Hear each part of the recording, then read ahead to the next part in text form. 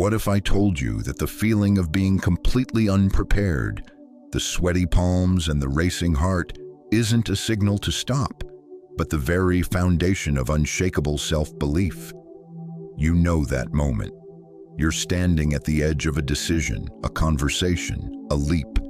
Your mind floods with reasons why you're not ready, not good enough, not the right person for this. I've stood on that edge more times than I can count, building ventures, speaking to crowds, making choices where the outcome was anything but certain. And through all of it, a truth emerged that the ancient Stoics knew well. Courage is not the absence of terror, but the triumph over it. It's not about waiting for the fear to evaporate. It's about moving forward while it's still screaming in your ear. The path to genuine confidence isn't paved with comfort and reassurance. It's a trail blazed through the wilderness of your own discomfort, forged by action taken when you felt anything but ready. If you've ever been trapped in the cycle of overthinking, waiting for the perfect moment of certainty that never comes, you're in the right place. We're going to dismantle that pattern. We're going to transform fear from your enemy into your greatest ally, and uncertainty into the very source of your strength. If you're prepared to break free from the prison of self-doubt and forge confidence the Stoic way, hit that subscribe button. It's more than a click. It's a declaration that you're ready to step into the arena and build the most resilient version of yourself. Let's begin. You've heard the advice 1,000 times. Fake it till you make it. But be honest with yourself. Does that ever really work for the long haul? Sure, you can paste on a smile, square your shoulders, and project an image of calm control. But underneath that mask, the doubt is still there, isn't it? The fear is still churning. It's a performance, and performances are exhausting. They require constant effort, and they collapse the moment the script goes out the window. True confidence isn't a costume you put on. It's not about pretending you possess something you lack. It's about the raw, gritty process of showing up, step by step, for the things that scare you, especially when you feel completely inadequate. That's the crucible. That's where real confidence is forged, not in the mirror of positive affirmations, but in the fire of difficult action. We live in a culture saturated with easy answers. Self-help gurus sell the dream that a simple mindset shift or a belief in yourself is the magic key. But Stoicism, with its unflinching gaze at reality, offers a different path. It teaches that confidence isn't born from avoiding what frightens us, but from deliberately walking towards it. It's about feeling the full weight of your fear, acknowledging its presence, and then choosing to act anyway. Marcus Aurelius didn't advise his followers to simply believe in themselves. He gave them a harder, more liberating truth. The impediment to action advances action. What stands in the way becomes the way. Think about that. The obstacle you face, that wall of self-doubt, that voice telling you that you can't, is not a stop sign. It is the raw material for your growth. It is the very thing that, when you move through it, builds your capacity. Confidence isn't the absence of fear. It's the muscle you develop by repeatedly lifting the weight of your own terror. It's walking into that room for the negotiation you're dreading. It's starting that project where you have no idea what you're doing. It's raising your hand to speak when your heart is hammering against your ribs. The feeling of readiness is a myth. It's a luxury you can't afford to wait for. The longer you wait for confidence to magically descend upon you, the deeper you sink into inaction. It's not something you stumble upon. It's something you earn through daily deposits of courageous action outside your comfort zone. The more you face your fear, the more you realize it's a paper tiger. Its power is an illusion, built on the what-ifs your mind conjures. You'll begin to see that the challenges you once thought were insurmountable become manageable, then routine, then easy. That's the architecture of confidence. It's built brick by brick through repetition, through proving to yourself again and again that you are capable of hard things, not by reading about it, but by doing it. At first, it will feel clumsy. You'll question yourself, wonder if you're fooling anyone. But trust me, that discomfort is universal. It's the price of admission to a better version of yourself. What separates those who grow from those who stagnate is not the absence of doubt, but the decision to act in its presence. Remember learning to walk? Did you wait for a guarantee that you wouldn't fall before you took that first step? No, you just did it. You stumbled, you fell, you got up, and you kept going.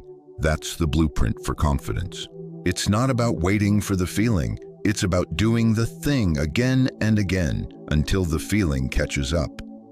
Confidence, then, is not a destination you arrive at. It's a journey you take, one uncertain step at a time. It's not about being perfect or never feeling afraid. It's about embracing the unknown, doing the thing you're scared of, and continuing to show up even when you feel completely out of your depth. It's about building trust with yourself, proving with each small victory that you are capable of far more than you ever imagined. So stop waiting for the perfect alignment of stars and feelings. Take the action now. Do it trembling. Build your confidence through the small, everyday choices that stretch you beyond your current limits. And remember, the very discomfort you're feeling is the chisel that is shaping you into who you need to become. Every time you face it, you move closer to that person. Confidence isn't about being fearless. It's about having the courage to act while fear is still in the room. So, what's holding you back right now? That first step is waiting for you. So where does this thing called confidence actually come from? It's a question we spend years trying to answer, and the answer is surprisingly simple. It doesn't spring from a sudden burst of motivation, or from finishing just one more book on the subject, or from repeating affirmations until you're blue in the face. Confidence isn't a feeling that washes over you. It's a byproduct. It's the result of doing. It's built on the foundation of consistent, purposeful action. You don't just wake up one morning and decide to be confident. You construct it day by day by willingly stepping into situations that make you uncomfortable and following through on the promises you make to yourself, especially when you're tired or scared. Every single time you push yourself to act, despite the internal alarm bells, you are essentially rewiring your brain. You are training it. Confidence is a muscle, and like any muscle, it atrophies without use and grows stronger with exercise. Seneca, another great Stoic, put his finger on the pulse of our suffering when he said, "We suffer more often in imagination than in reality." Think about that. How many times have you talked yourself out of something because you imagined a catastrophe that never happened? Our minds are master storytellers, spinning tales of disaster that almost never come to pass. The reality we face is almost always more manageable than the horror movie our imagination produces. Confidence grows every time you confront one of those imagined fears and discover that you're still standing on the other side, perhaps a little bruised, but undeniably stronger.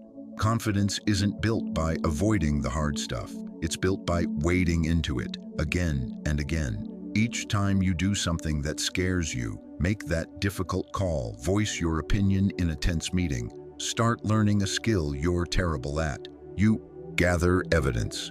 You prove to yourself that you are capable of handling the challenge.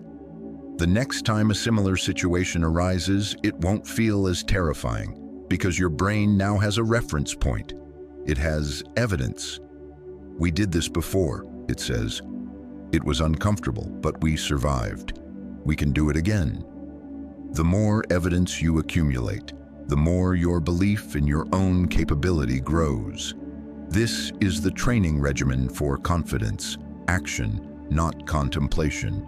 It's easy to look at someone who radiates self-assurance and assume they were born that way.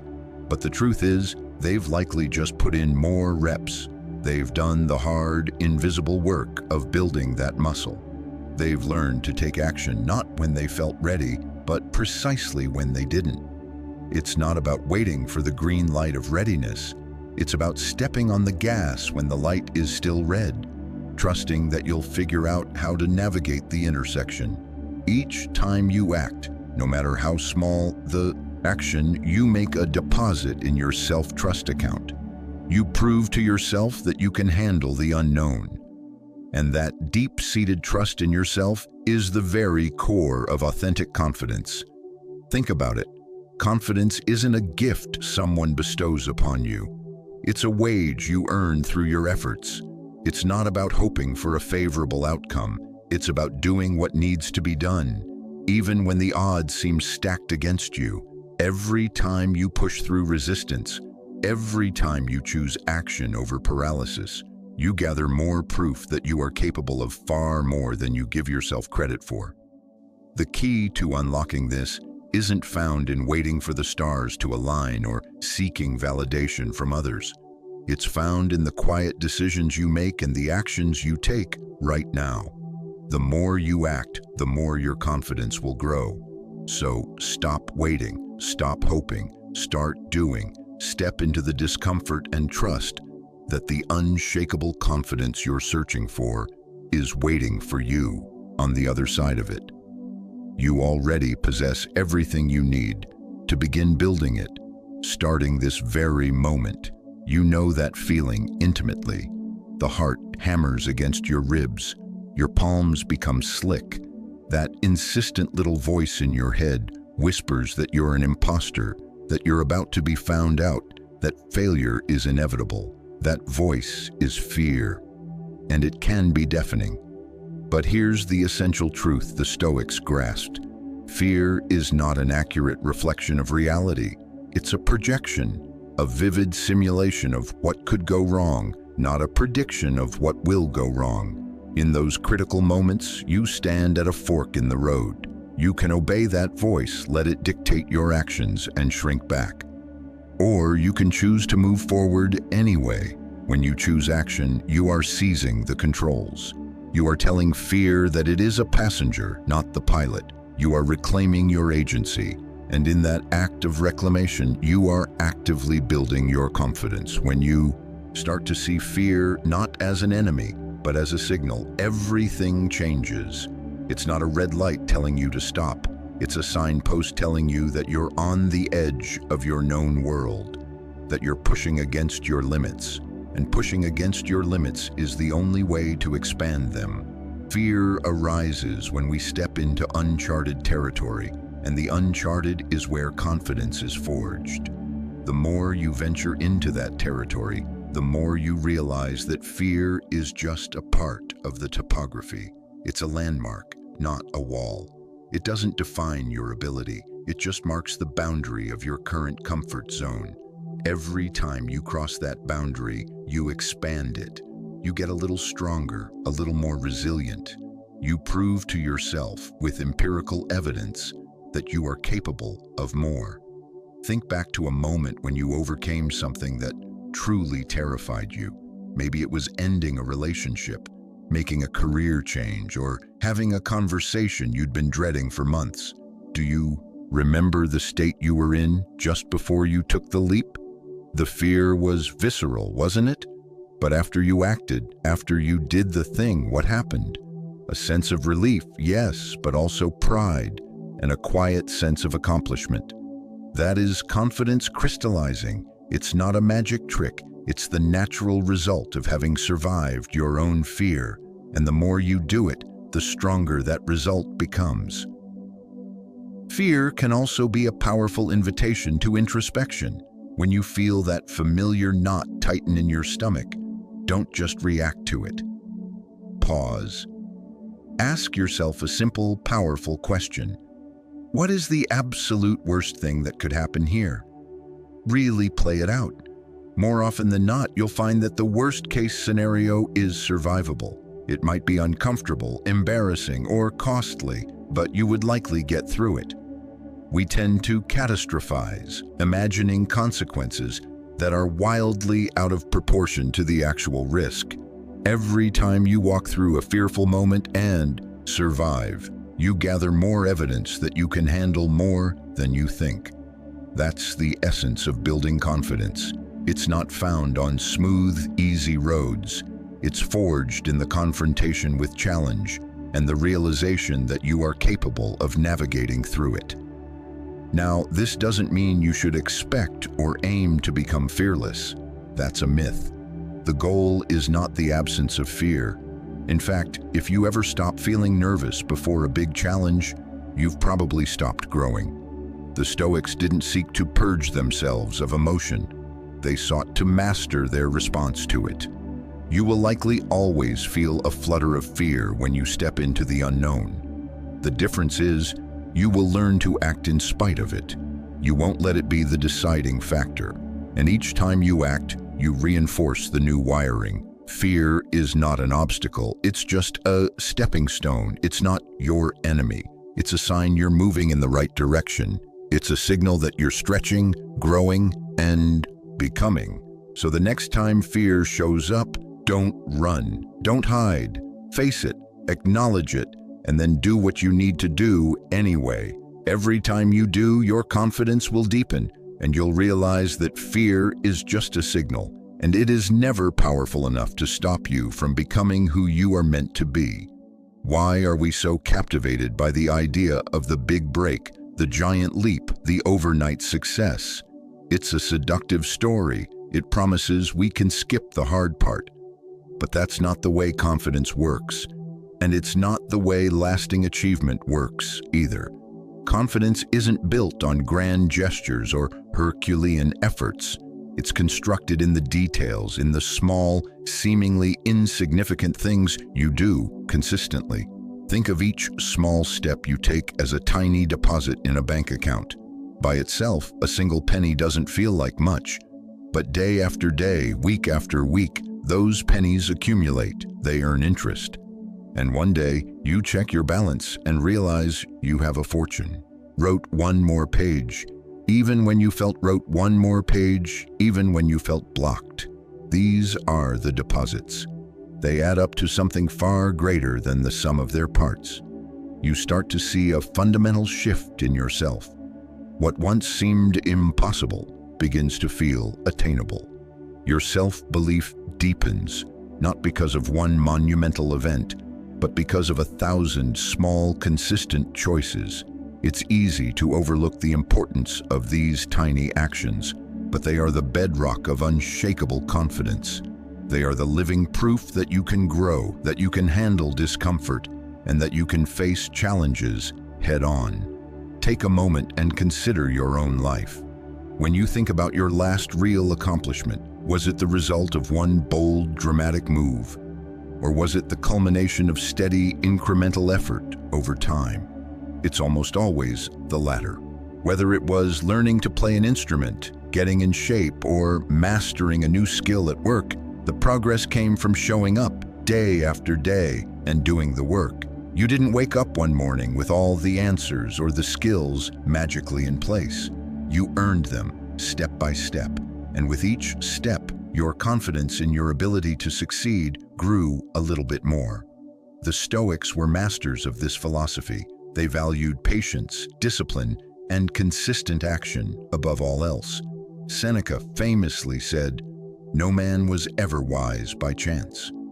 Wisdom, like confidence, like any skill, is cultivated over time through practice and reflection. It's not about waiting for the perfect moment or the perfect opportunity. It's about doing what you can with what you have, where you are. The more you do, the more confident you become, not because you suddenly have all the answers, but because you have built an unshakable trust in your ability to figure things out as you go.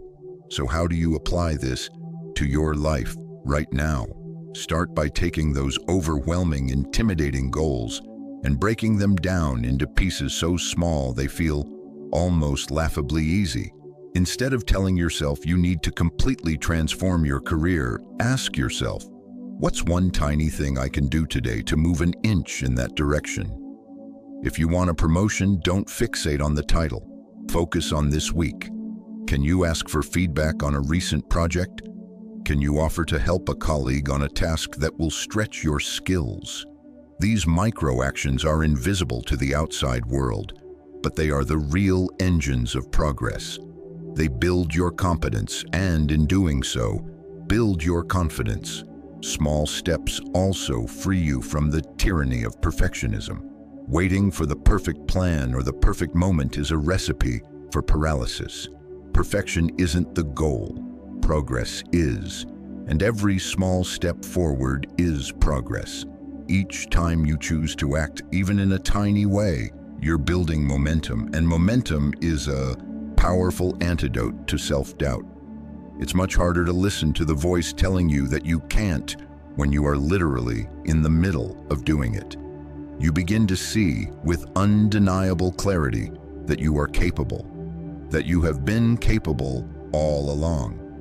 Remember, confidence isn't a mystical trait bestowed upon a lucky few. It's the product of consistent effort, of taking those small steps, day after day, even when it feels pointless. It's about showing up for yourself, doing the work, and letting your actions be the irrefutable proof of your worth. So stop waiting for the lightning bolt of inspiration or the big moment. Take the small step today. What is one thing you can do right now in the next 5 minutes to move closer to the person you want to become? It could be sending that email, starting that conversation, or simply sitting in silence for 5 minutes to reflect. These small steps are the ones that will ultimately pave the way to the big changes you desire. And as you take them, you'll be amazed at how quickly and deeply your confidence begins to grow. One of the central pillars of Stoic philosophy is virtue, the habit of choosing to do what is right, especially when it's difficult. Confidence operates on the exact same principle. It's not a gift that arrives one morning. It's a habit you cultivate through repetition, through consistency, and through deliberately choosing the hard path over and over again. You don't wake up feeling confident. You wake up and make a series of choices to act in ways that push you beyond your comfort zone. That is the foundation. That is the daily practice. The Stoics understood that developing virtuous habits was the key to a meaningful life. It's easy to do what's comfortable, what comes naturally. But the Stoic path was about choosing what is hard, what is right, especially when the easy option beckons. Building confidence is no different. If you want a confidence that lasts, that doesn't crumble at the first sign of trouble, you have to make it a habit. You can't expect to become an expert overnight. You have to put in the reps day by day, choosing to step into discomfort again and again. And the more you do that, the more that feeling of genuine capability will begin to permeate your entire being. When it comes to forging this kind of confidence, it's never about waiting to feel ready. It's about choosing to take action even when you feel completely unprepared. Every single day, make a conscious decision to do something that challenges you, something that nudges you out of your cozy routine. It could be as simple as striking up a conversation with a stranger, tackling a task you've been procrastinating on, or pushing yourself physically. Each time you engage with that discomfort, you're not just building confidence in that one area. You're building a general purpose resilience. You're proving to your own brain that you are someone who faces difficulty, not someone who runs from it. The key here is consistency, not perfection. You don't have to be a hero every day. You just have to keep showing up. The more you engage with those challenges, the more you prove to yourself that you can handle whatever life throws at you. Think of it like training for a marathon. You don't start by running 26 miles. You start with 1 mile, then 2, then 5. You pace yourself. You allow yourself to have bad days where you're slower than the day before. You stumble, you get tired, but you keep going. You build endurance physically and mentally. And just like marathon training, the more you practice, the easier it becomes. What once seemed daunting, what once made you feel small and uncertain, gradually becomes something you can handle with a degree of calm. Confidence, like a muscle, is developed through repetition. Every time you challenge yourself, you're putting that muscle under tension, forcing it to grow stronger. And yes, there will be days when you have zero motivation. There will be days when the voice in your head is louder than usual, telling you it's too hard, that you can't do it. On those days, you have to fall back on discipline. You have to remind yourself that confidence is built through action, not through feeling. You don't need to feel confident to take that step. You just need to keep showing up, even when it's the last thing you want to do, because it's on the other side of that specific discomfort, the one you pushed through on a Tuesday when you felt like quitting, that you'll find your deepest growth. And with that growth comes a confidence that can't be shaken. Consistency is everything. It's not about doing everything perfectly or doing 100 things at once. It's about the daily discipline of showing up and making the choice to act, regardless of your doubts. This is where the real power of habit comes alive. Confidence, like any skill, is sharpened through daily practice. The more you show up and do the hard things, the more you prove to yourself that you are capable. And with each challenge you overcome, your confidence will expand until one day you realize that the things that once seemed impossible are now simply part of who you are. Confidence and discipline are not just related, they are two sides of the same coin. Without discipline, confidence is just a fair-weather friend, present when things are easy, but absent the moment life gets complicated. Think about it. How can you genuinely feel confident if you don't even trust yourself to follow through on the small things? Confidence isn't a mystery. It's the direct result of a long series of small promises you make and keep to yourself day after day. The bedrock of confidence is self-discipline. It's doing what you said you would do, even when it's hard, even when you're tired, even when you don't feel like it. This is where most people get it wrong. They wait for a wave of motivation to carry them, or for confidence to magically appear. But motivation is fickle. It comes and goes with the wind. Confidence, however, is earned through the relentless consistency of self-discipline. The Stoics were the ultimate practitioners of this kind of inner governance. They didn't rely on fleeting feelings to get them through adversity. They relied on their training, their discipline, their unwavering commitment to act according to their principles, regardless of their emotional state. Marcus Aurelius captured this perfectly. You have power over your mind, not outside events. Realize this and you will find strength. It's easy to feel confident when everything is going your way, but the real test comes when life throws a punch. That's when you need a confidence that isn't dependent on external circumstances. That's when you need the kind of confidence that is rooted in self-discipline. Self-discipline is what keeps you going when motivation has packed its bags and left. It's what pushes you to take action when every fiber of your being wants to give up. And it's this very process that makes confidence a permanent, unshakable part of your character. You can't build real confidence by waiting for inspiration to strike. You build it by showing up every single day, whether you feel like it or not. It's about making small daily commitments to yourself. Maybe it's waking up an hour earlier to work on a personal project. Maybe it's completing the most important task on your list before you allow yourself any distractions. Each time you keep one of these promises, you are reinforcing a fundamental belief. I can trust myself. I am someone who follows through.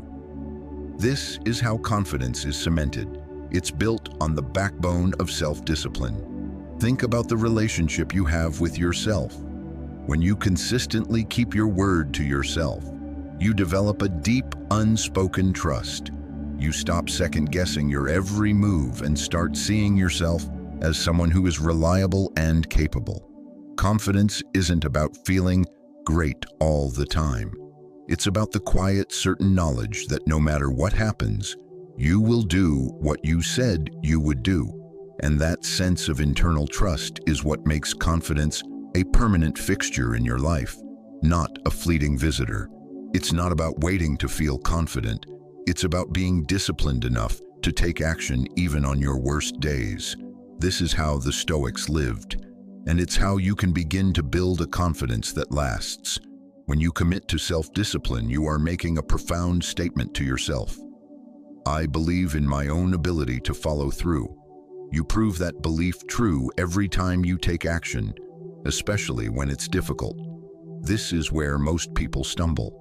They rely on the fleeting high of motivation, and when that high fades, so does their confidence. But when you build your life on discipline, you create a foundation that doesn't crack under pressure.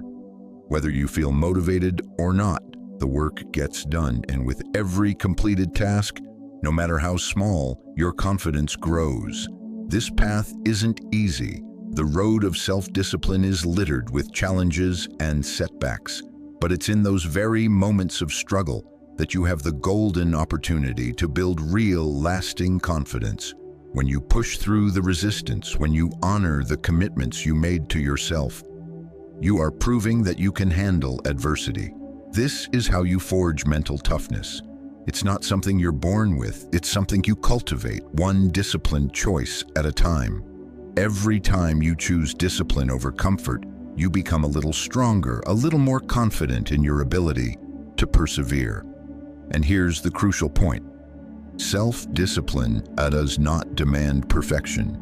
You don't have to nail every goal or follow every routine flawlessly. The only thing that matters is that you keep showing up. You keep making small, deliberate choices that push you in the right direction. Perfection is a distraction. Progress is what counts. Self-discipline is about taking consistent, positive steps toward your goals. No matter how many times you stumble along the way, the more you do this, the more you develop the unshakable belief that you are capable of handling whatever life throws at you. It's this self-belief, this deep-seated trust in your own ability to follow through that forms the foundation of true, lasting confidence. As you move forward, remember that every small action you take, every promise you keep to yourself, is a chance to strengthen that foundation. It's not about giant leaps. It's about the quiet discipline to do what needs to be done, one day at a time. This is the power of self-discipline.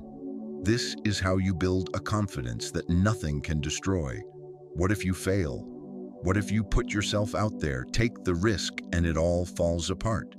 The fear of failure is a universal experience. It can be utterly paralyzing, especially when you've invested so much of your heart and energy into something. But let's reframe that. Failure is not the opposite of success. It is a vital component of it. It's not the end of the road, it's part of the terrain. In fact, failure is absolutely essential for growth. The Stoics, those ancient masters of resilience, had a radically different view of failure than most. While we tend to dread it, they saw it as a necessary and invaluable teacher, a crucial step on the path to becoming stronger, wiser, and more capable. When you fail, you gain access to insights that success can never provide. You learn definitively what doesn't work. You discover where your blind spots are, what you need to improve, what you should avoid next time. This information is pure gold. Failure gives you data. It's real, practical feedback on your approach, your decisions, and your strategies. It illuminates your weaknesses and hands you the opportunity to fix them. In this light, failure is a powerful mentor. It's not something to be avoided at all costs, but something to be embraced and learned from. The truth is, failure does not define you. What defines you is how you respond to it. Think about the people you admire most in any field. Do you think they reached the pinnacle of their success without failing along the way? Of course not. They faced setbacks, made mistakes, and encountered obstacles that could have crushed their spirits. But instead of viewing failure as a full stop, they saw it as a comma. They embraced it, extracted its lessons, and used it as fuel to propel themselves forward. The Stoics were masters of this mindset. They understood that we cannot control everything that happens to us, but we have absolute control over how we interpret and react to events. And our reaction to failure, more than almost anything else, shapes our future trajectory. It's easy to fall into the trap of seeing failure as a personal indictment, as evidence of our own inadequacy. But the Stoics taught that failure is simply an event. It's a data point. It's not a reflection of your worth as a human being. It's just a part of life, a necessary step on the long road to mastery. Every time you fail, you are gaining invaluable experience. You are becoming better equipped to handle the next challenge. Instead of fearing failure, try shifting your perspective. Instead of asking, what if I fail? Ask yourself, what can I learn from this? How can this make me stronger? When you start to view failure as a valuable learning opportunity rather than a disaster to be avoided, you begin to break its grip on you. You realize that failure isn't a sign that you're not good enough. It's a sign that you're trying. It's a sign that you're pushing your boundaries, taking risks, and challenging yourself to become more. This is why the Stoics believed that our greatest growth comes not from avoiding adversity, but from facing it directly. It's through adversity that we discover our true strength.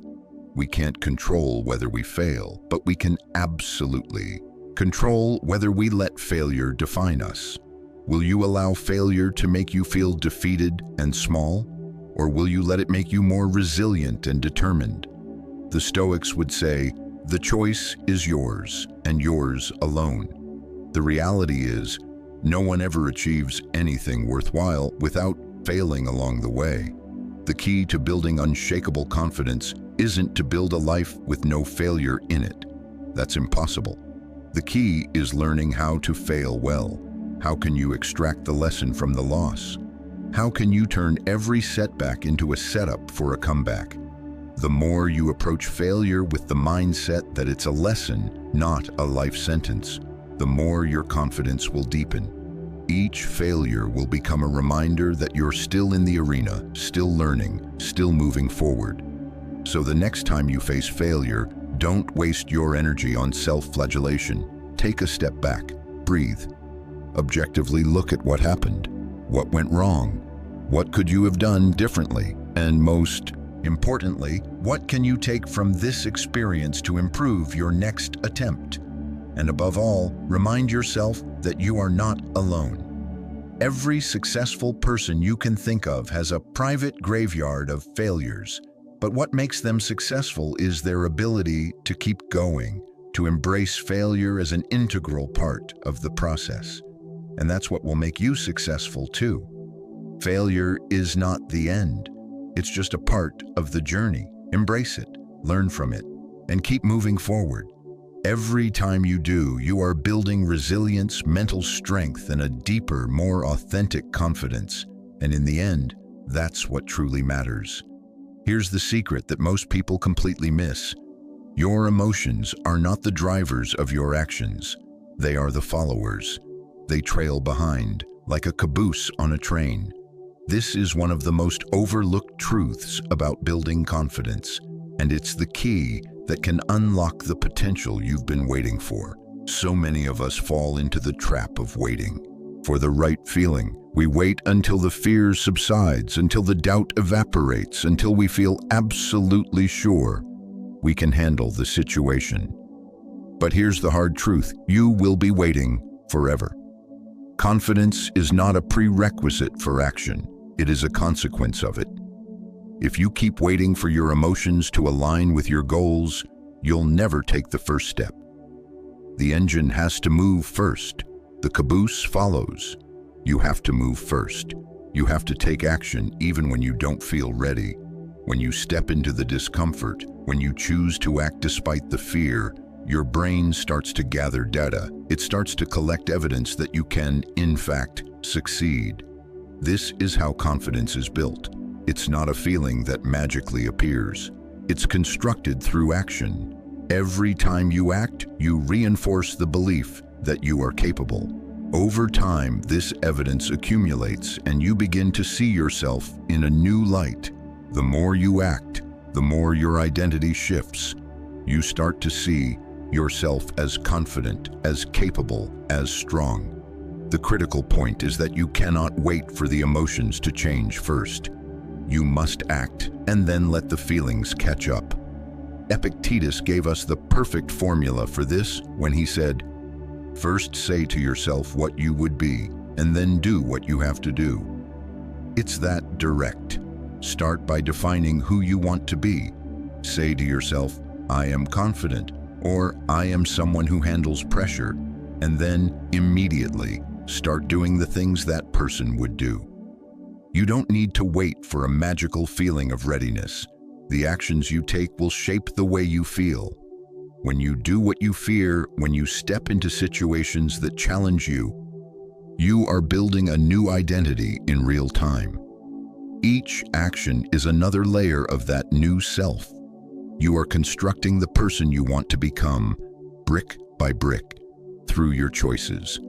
The problem with waiting for confidence to show up is that it keeps us trapped in a holding pattern. We think we need to feel something before we can act, but that's backwards. You will never feel fully ready. There will always be some level of uncertainty, some level of fear. That's the price of admission to a life of growth. But if you wait for the fear to go away, you'll be waiting at the gate forever while the plane leaves without you. The trick is to buy the ticket and get on board, even with your hands shaking. The more you act, the more you teach your brain that you can handle turbulence. It's through motion, through forward momentum, that your emotions eventually line up with your actions. And with each new action, you build a deeper and deeper belief in yourself and your capabilities. This is how the most confident people operate.